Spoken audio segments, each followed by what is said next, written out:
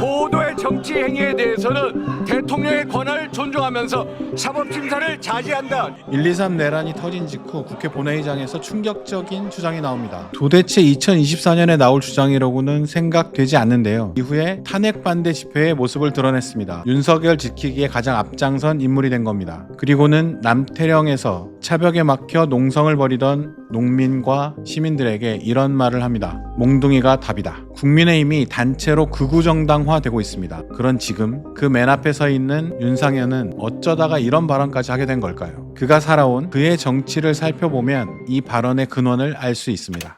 세상에 이렇게 탄핵형 상태를 만든 장본인들이 누굽니까? 윤상현 의원은 1962년 충남 청양군에서 태어났습니다. 아버지 윤광수는 공군사관학교를 나온 장교 출신이었습니다. 군인인 아버지를 따라 가족들은 이사를 많이 다녔습니다. 청양에서 수원, 대전, 평택을 거쳐 서울 동작구에 정착하게 됩니다. 영등포 고등학교를 졸업한 윤상현은 1981년 서울대학교 사회과학 계열에 입학합니다. 군인 장교의 가족이었으니까 그의 가정 형편은 그리 어렵지는 않았습니다. 아니 사실 그의 집안은 힘께나 쓰는 집안이었습니다. 그리고 그의 가계도를 거슬러 올라가면 놀라운 인물을 만나게 됩니다. 우리가 주목해야 할 인물은 윤상현의 작은 할아버지 윤종화입니다. 일명 이사카 카즈오. 그는 친일 인명사전에 등재된 대표적인 친일파였습니다. 1928년 3월 충청남도 공주 고등보통학교를 수료하고 그해 4월 일본으로 건너가서 사가고등학교에 입학해 1931년 졸업했습니다. 졸업한 다음 날 규슈 제국대학 법문학부 법과에 입학해 1934년 3월 학위를 땁니다. 1937년 일본이 중국을 침략합니다. 네,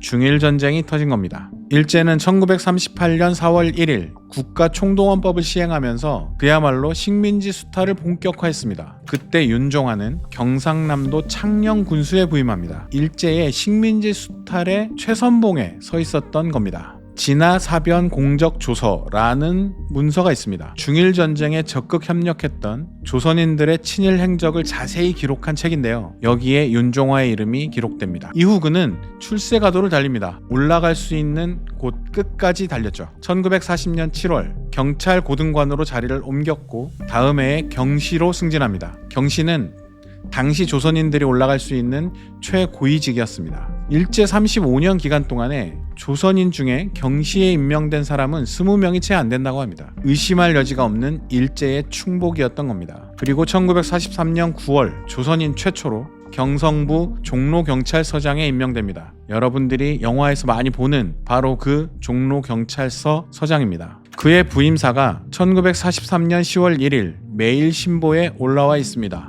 종로는 반도의 중추지대이고 반도 민심의 동향을 결정하는 근원지라고 할 수 있는 곳이다. 그러므로 이곳에 경찰관은 민중의 선두에 서서 계몽과 지도를 하여야 할 것을 확신한다. 윤종화의 출세가도는 멈추지 않았습니다. 1943년 2월에는 황민화운동 추진위원회의 고문이 됩니다. 그해 7월에는 국민총력 경선부연맹이라는 단체의 이사가 됩니다. 1944년 11월 황해도 경찰부 경찰부장으로 자리를 옮깁니다. 일제가 패망할 때까지 그는 여기에서 근무했습니다. 이 역시 조선인 최초의 도경찰부장이었습니다. 1945년 일제가 패망함과 동시에 그는 역사에서 자취를 감췄습니다. 황해도에 주둔한 소련군에 체포가 됐습니다. 그리고 중국 훈춘과 러시아 그로데코보, 하바로프스크로 계속 이동했다는 기록은 있는데 그 이후로는 흔적을 찾아볼 수 없습니다. 1949년 반민특위는 그를 소재불명으로 기소 중지했습니다.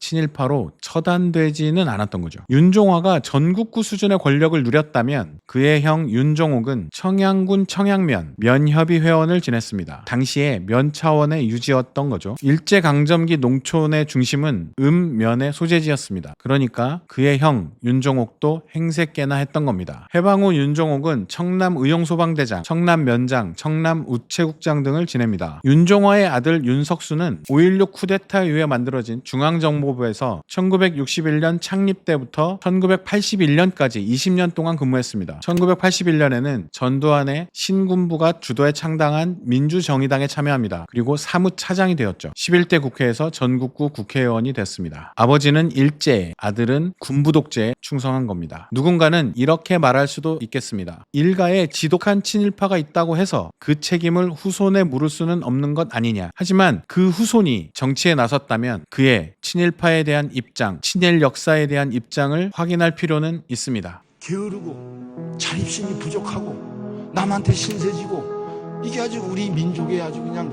하여튼 DNA로 남아 있어요. 이게 워낙 경악스러운 발언이라 고작 14일 만에 자진 사퇴했던 총리 후보자 문창극의 이 발언을 기억하는 분들이 많을 겁니다. 문창극은 2014년 박근혜 정부 초대 총리였던 정홍원이 세월호 참사에 책임을 지고 사퇴 의사를 밝힌 다음 지명되었던 총리 후보 중 한 명이었습니다. 그는 청문회가 열리기도 전에 낙마했습니다. 하나님이 미국을 우리를 딱 붙잡아 주셨어요. 그것 때문에 지금 우리나라가 살고 있는 거예요. 사실 6.25를 왜 주셨냐? 미국을 붙잡기 위해서 하나님이 그또 돌아보면 이런 발언을 하는가 하면 게으르고 자립심이 부족하고 남한테 신세지고 이게 아주 우리 민족의 아주 그냥 하여튼 DNA로 남아 있었던 거예요. 이런 발언도 있었습니다. 입에 담기조차 힘든 발상과 언행이 밝혀지면서 야당의 사퇴 압력이 강하게 형성이 됐고 국민 여론도 매우 좋지 않았습니다. 그런데 그런 문창극을 적극적으로 감싸주었던 정치인이 당시 새누리당 사무총장 윤상현 의원이었습니다. 6.25와 일제 식민 지배라는 실현을 통해서 우리 대한민국을 기회의 나라, 부강한 나라로 만들기에 하나님의 계획과 의지가 있었다는 뜻입니다. 예전에 글 몇 마디 가지고 또 말 몇 마디 가지고 그의 삶을 재단하고 그의 생각을 규정하려 한다면 그것은 민주주의를 부정하는 것. 이런 발언을 옹호하는 게 과연 민주주의와 관련이 있는 걸까요? 여당 사무총장이 연일 방어를 해봤지만 문창극의 막말은 방어가 될 수준이 아니었던 겁니다. 결국 국무총리 후보 지명 14일 만에 사퇴했습니다. 문창극 친일 발언에 대한 윤상현 의원의 옹호 발언은 그의 생각을 드러내주는 단면입니다. 정치인들이 이런 말을 할 때는 정말 유심히 살펴봐야 되는데요. 바로 모든 걸 정쟁의 문제로 치부할 때입니다. 일본의 식민지배를 받게 된 것이 조선 민족이 게을렀기 때문이었다 라고 주장하는 사람을 옹호하기 위해 윤상현 의원이 꺼내든 프레임이 바로 반일 감정에 기승한다, 악의적인 정치 공세다, 경쟁이다 라는 것이었죠. 문창극의 발언이 수용될 만한 것이냐 그렇지 않은 것이냐 라는 것을 따지지 않겠다는 것은 그 발언에 동의한 것에 가깝다 라고 대중들은 받아들입니다. 한 발 더 들어가 보겠습니다. 보수정당의 역사 쿠데타라고 불리는 건국절 논란이 있습니다. 역사학계에서는 이렇게 평가합니다. 1948년이 대한민국 건국 원년이라는 주장은 독립운동을 부정하는 것인 동시에 헌법 정신에도 위배된다. 헌법에 명시된 임시정부의 법통성과 선열들의 독립운동을 부정하고 민족 반역자인 친일파를 건국의 주역으로 탈바꿈하려는 역사 세탁이 바로 건국절 주장의 본질이다. 건국절 논란은 곰곰이 뉴라이트 편에서 자세히 다룬 적이 있었는데요. 이명박 정부 시절에 시작돼서 박근혜 정부 시절에 정점에 달했던 건국절 논란은 최근 윤석열 정부가 들어서서도 그 생명력을 유지하고 있습니다. 우리의 독립운동은 자유민주주의 국가를 만들기 위한 건국운동이었습니다. 이게 보수정당이 집권만 하면 국민들에게 건국절이라는 단어를 인식시키기 위해서 애를 씁니다. 예를 하나 들어볼까요? 박근혜 대통령이 광복절 기념식에서 이런 발언을 합니다. 오늘은 광복 70주년이자 건국 67주년을 맞는 역사적인 날입니다. 건국 68주년을 맞이하는 역사적인 날입니다. 이렇게 말해서 충격을 주기도 했죠. 2014년 새누리당 의원 62명이 광복절을 광복절 및 건국절로 개정하는 국경일에 관한 법률 개정안을 발의합니다. 이 법안의 대표 발의자가 바로 윤상현 의원이었습니다. 문재인 정부가 들어서도 보수 정당은 역사 세탁을 포기하지 않았습니다. 2020년에 백선엽 씨가 사망하고 시신을 어디에다 안장할 것인지를 두고 논란이 벌어졌습니다. 백선엽이란 인물은 일제 강점기에 조선인 출신들을 중심으로 구성된 간도 특설대에 복무했던 인물입니다. 간도 특설대의 주요 임무는 간도 지역에서 활동한 독립운동가를 색출하거나 항일 무장단체를 탄압하는 것이었습니다. 2009년에 친일 반민족행위 진상규명위원회에서 발표한 1,005명의 국가공인 친일파 중 한 명이었습니다. 누가 봐도 부정할 수 없는 민족 반역자였습니다. 그런데 백선엽 씨의 유족들은 서울 현충원의 안장을 희망했습니다. 당시 보훈처는 서울 현충원에 자리가 부족하다는 이유를 들어서 대전 현충원 안장을 권유했습니다. 이때 윤상현 의원이 나섭니다. 백선엽 장군을 서울 현충원에 모실 수 없다는 문재인 정부 국가보훈처의 넉나간 조치, 백선엽의 명예를 회복시키고 싶다는 속내를 가감없이 드러냅니다. 약산 김원복 선생이 이끌던 조선의용대가 편입되어 마침내 민족의 독립운동 역량을 집결했습니다. 목숨을 걸고 의열단 활동을 하면서 독립운동을 했던 김원봉은 해방 전후의 상황을 가장 극적으로 드라마틱하게 보여주는 인물 중 한 명입니다. 영화 밀정에 김원봉을 모티브로 한 인물이 나옵니다. 배우 조승우가 아주 훌륭하게 연기를 했죠. 가 선생께 전하시오. 나 밀양 사람 김원봉이요. 김원봉은 해방이 된 이후에 악질 친일 경찰 노덕술에게 잡혀갑니다. 종로 경찰서에 잡혀갑니다. 해방 후 미군정은 친일 경찰을 그대로 등용했습니다. 그리고 이른바 좌익 성향을 수사한다면서 독립운동가 출신의 정치인들을 마구잡이로 잡아갔습니다. 이때 활약한 친일 경찰이 바로 노덕술이었는데 영화 밀정의 말미에는 이런 대사가 나옵니다. 우린 실패해도 앞으로 나가야 합니다.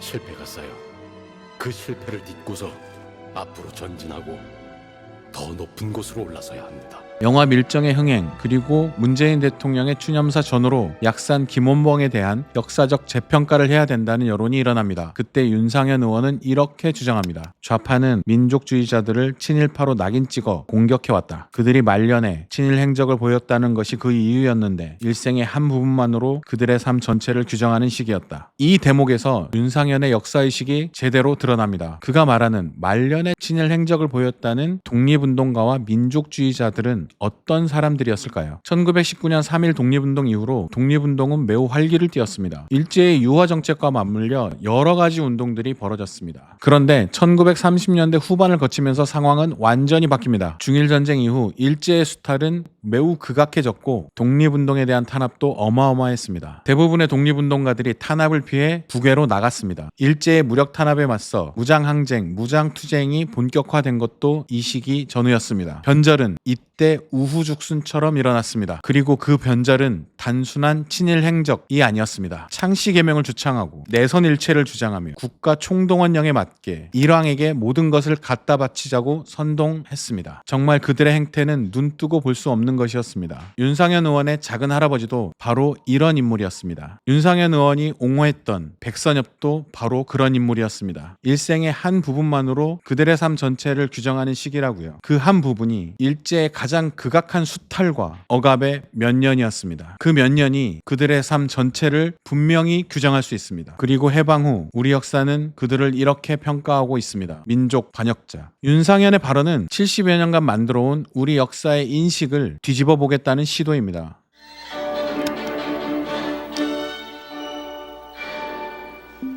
윤상현 의원에게 빠지지 않는 수식어 중 하나가 전두환의 전사위입니다. 제가 이 콘텐츠를 준비하려고 윤상현 의원의 책 2권을 구했습니다. 한 권은 서점에서 샀고 한 권은 온라인 중고로 구했습니다. 이 책에 그의 전 부인이자 전두환의 딸 전효선 씨를 만난 과정이 자세히 나와 있습니다. 사랑하기 전에 보호하고 싶은 마음이 앞서는 것은 가능할까? 제2 외국어였던 불어를 더 공부하고 싶어 알리앙스 프랑세즈 학원에 다니기 시작했다. 인연은 예고장 도 없이 불쑥 나타난다. 15명 수강생 중에 선글라스를 낀 여학생과 여성 경호원이 눈에 띄었다. 학생들이 수군거렸다. 제가 대통령 딸이래.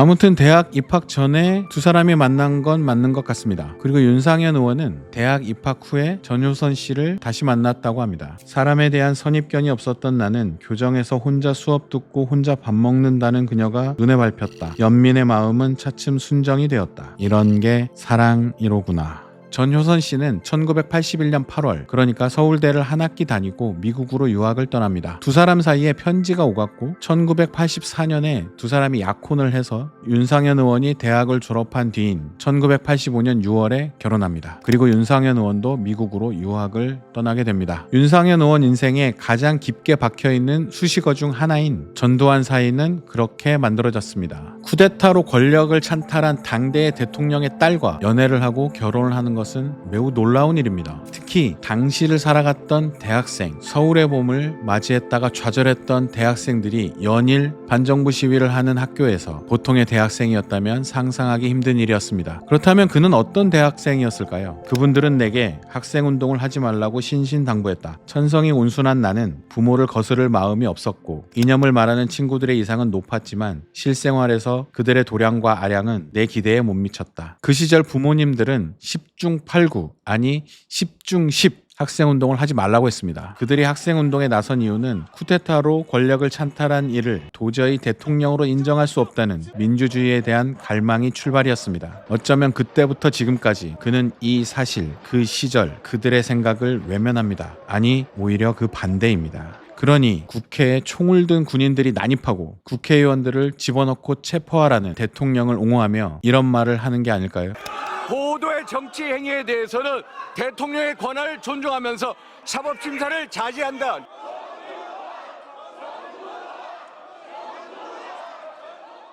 이것이 그가 생각하는 정치일까요? 1985년 6월 그는 무려 청와대에서 결혼식을 올렸습니다. 청와대 영빈관에서 결혼식이 있었던 건 이때가 처음이었습니다. 그리고 그는 미국으로 유학을 떠납니다.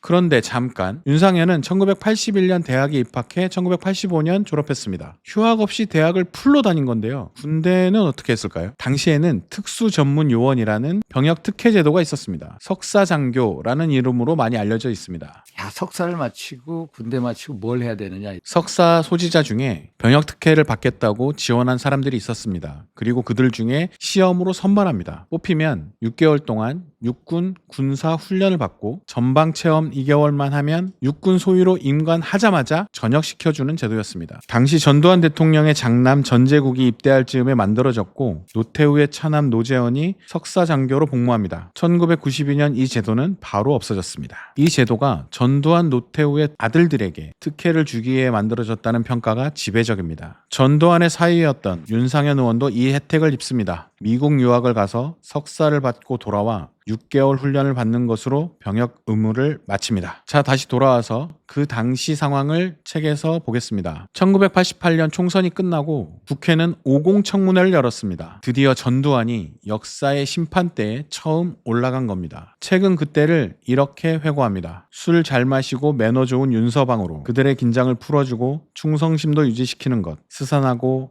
어수선한 살림 속에서도 하루치의 인정을 베풀며 단돌이 하는 것이 내가 할 도리였다. 윤상현 의원은 책에서 전두환의 사위로 가족들을 챙기는 것, 이것을 자신의 역할이라고 했습니다. 그런데 과연 그렇게만 했을까요? 원희복 전 경향신문 기자가 쓴 기사에는 이런 대목이 나옵니다. 당시 전두환 경호실장을 지낸 안현태는 노태우의 집요한 공세에 사위 윤상현이 흥분해 우지기관총, 청와대 경호실에서 쓰는 이스라엘제 경호용 기관단총으로 무장해 싸우자고 설치다가 나에게 핀잔을 들었다고 증언했다. 그 시절의 정치는 지금과는 사뭇 다른 모습이었습니다. 동교동계, 상도동계 이런 말이 있었습니다. 동교동은 김대중의 사저가 있었던 곳이고 상도동은 김영삼의 사저가 있었던 곳입니다. 1988년 연희동은 동교동이나 상도동만큼 어쩌면 더 결정적으로 굉장히 중요한 정치 현장이었고 거기에서 정치인들을 모신다는 말은 전두환의 정치적 측근이라는 말이기도 합니다. 윤상현은 이때 정치를 처음 경험한 것이라고도 볼 수 있습니다. 보스 정치 말입니다. 실제 그의 책에는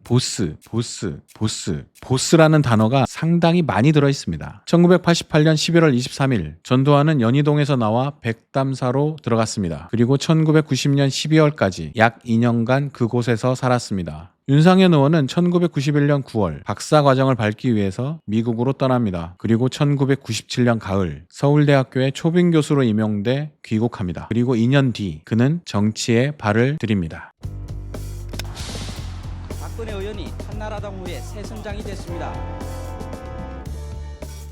정계에 입문한 윤상현 의원은 2000년 총선을 앞두고 자신의 연고가 있었던 동작을에 공천 신청을 했지만 탈락했습니다. 2002년 8월 재보궐선거가 있었는데요. 하남시 공천을 신청했지만 또 탈락했습니다. 그리고 이 시기에 중요한 인물을 만납니다. 드디어 그는 진짜 모실 수 있는 보스를 만난 겁니다. 2000년과 2002년 이회창 체제에서 공천에서 탈락했던 윤상현 의원은 2004년 총선에서 공천을 받게 됩니다. 지금은 인천 미추홀구로 이름이 바뀐 당시로는 인천 남구을 지역구였습니다. 2004년 총선은 차떼기 사건과 노무현 대통령 탄핵 역풍으로 한나라당이 완전히 초토화된 선거였습니다. 윤상현 의원은 처음 국회의원으로 출마한 이 선거에서 낙선합니다. 이 선거는 박근혜에게 선거의 여왕이라는 별명을 붙여준 선거이기도 했습니다. 천막 당사가 이때 등장했는데요. 역대급 참패가 예상됐던 이 선거를 그나마 패배 수준으로 끌어올린 사람이 박근혜였습니다. 그의 보스 박근혜가 위기의 한나라당을 구하기는 했지만 정치 신인, 그것도 전두환의 사위를 구할 정도는 아니었던 겁니다. 그리고 윤상현은 다음 해인 2005년 9월 이혼합니다. 박근혜는 2006년 지방선거를 승리로 이끌고 2007년 대선 한나라당 경선에 출마합니다. 그리고 2007년 박근혜 대선 캠프 조직 단장으로 일했습니다. 윤상현 의원이 2004년 총선에서 낙선한 1년 뒤인 2005년에 책을 한 권 냅니다. 요건데요.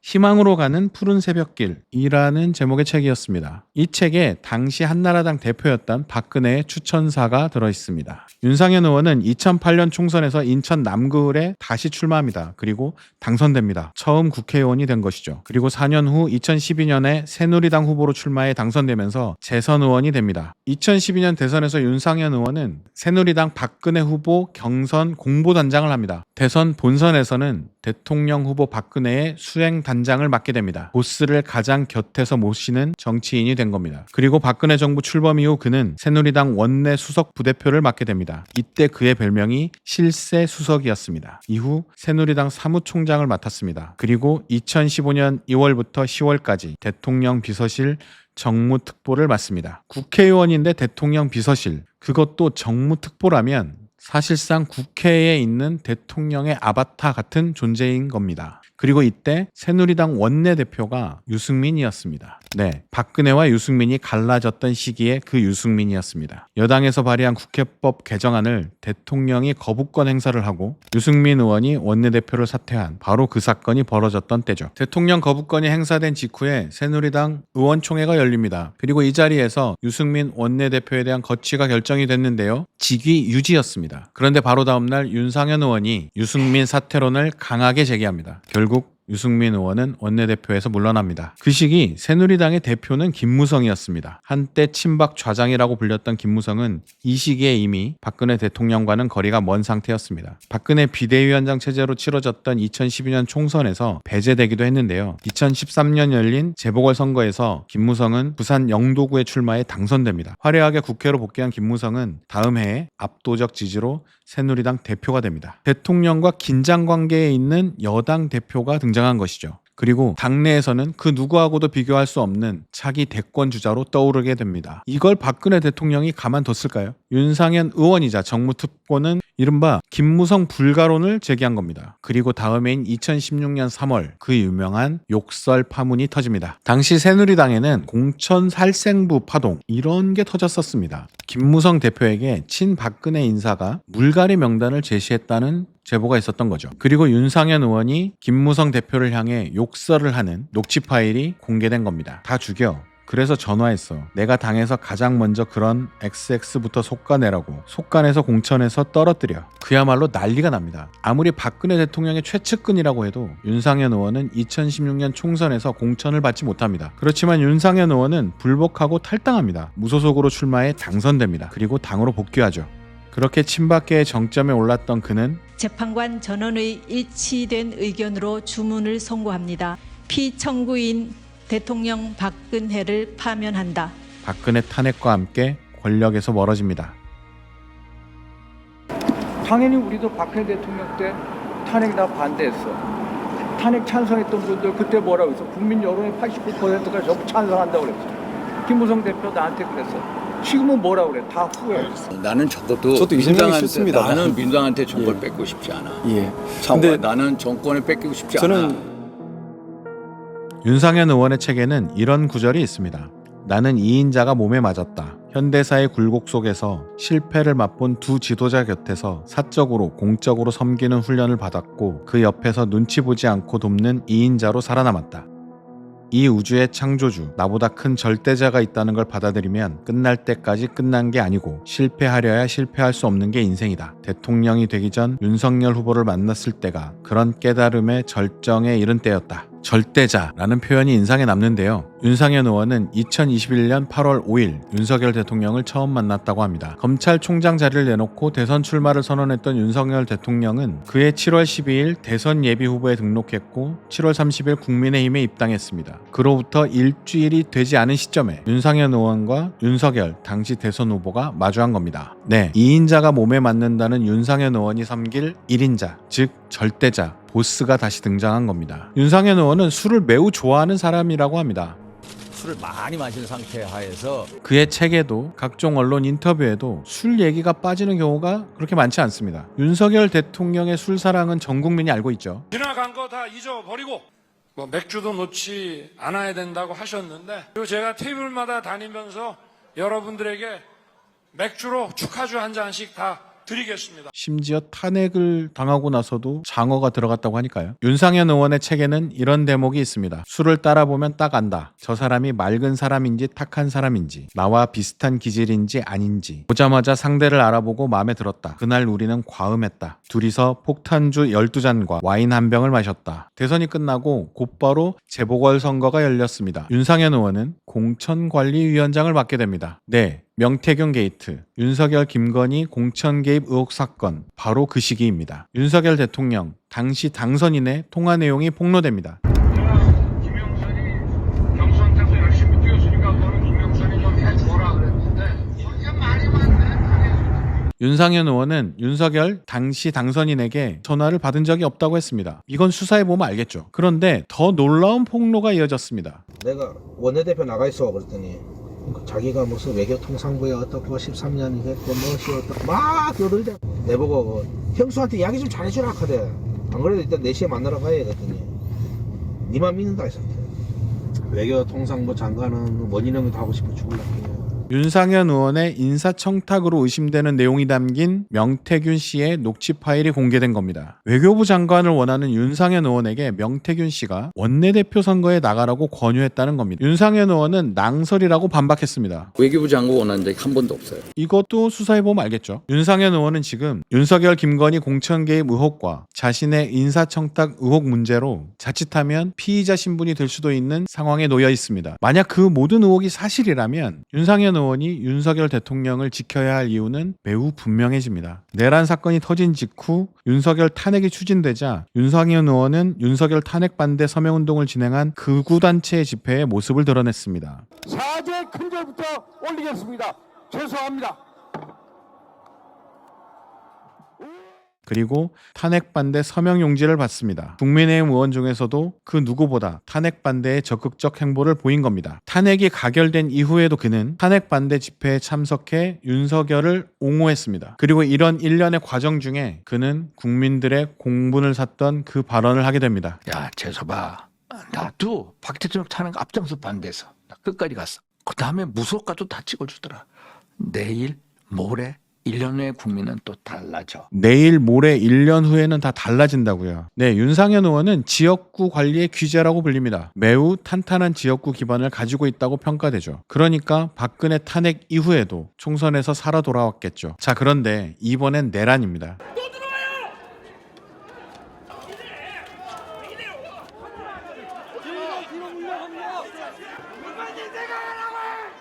그것도 심지어 자신의 장인이었던 전두환의 논리를 가져와서 윤석열을 옹호하고 있습니다. 내란 옹호의 선봉에 선 인물을 과연 국민들이 지지해 줄까요? 아니요, 국민들은 4년 뒤를 기다리지 않고 있습니다. 지금 당장 그를 국회의원직에서 제명해달라고 요구하고 있습니다. 윤상현 의원의 의원직 제명을 촉구하는 국회 국민동의청원 참여자가 10만 명을 넘어섰습니다. 참여자가 5만 명을 넘은 국회 국민동의청원은 소관상임위원회 심사를 거쳐서 본회의 부의 여부가 결정될 수 있습니다. 이미 그 기준은 충족이 됐습니다. 윤상현 의원의 책은 이렇게 마무리됩니다. 정치는 말의 경주다. 말의 진정성은 공동체에 대한 애틋한 마음에서 나온다. 세상을 넓고 포에틱하게 보는 태도, 결국 태도가 정치다. 네, 공동체에 대한 애틋한 마음이 내란을 옹호하는 것이고 시간이 지나면 다 찍어준다는 마음입니까? 윤상현 의원은 결국 태도가 정치라고 했습니다. 정치인 윤상현이 지금 보여주고 있는 국민을 바라보는 이런 태도가 윤상현의 정치겠죠. 곰곰이의 정치인 리뷰 윤상현 의원 편은 여기서 마치겠습니다. 저는 다음 편에서 뵙겠습니다. 시청해주셔서 감사합니다.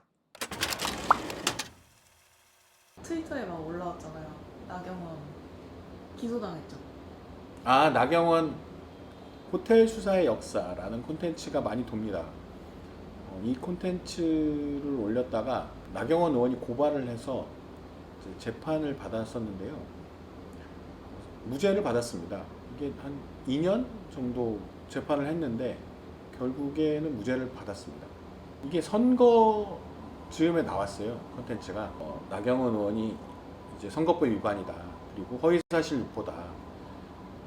사자 명예훼손이다. 등등의 이유를 걸어서 저를 검찰에 고발을 했고 경찰서에서 이제 저한테 출두 요구를 합니다. 출두했어요. 근데 경찰에서 무혐의 처리를 했습니다. 왜냐하면 별로 틀린 말은 없었기 때문이었죠. 검찰에서 재수사를 요구합니다. 경찰에. 저에게 다시 수사를 했어요. 그리고 다시 무혐의 처리를 했습니다.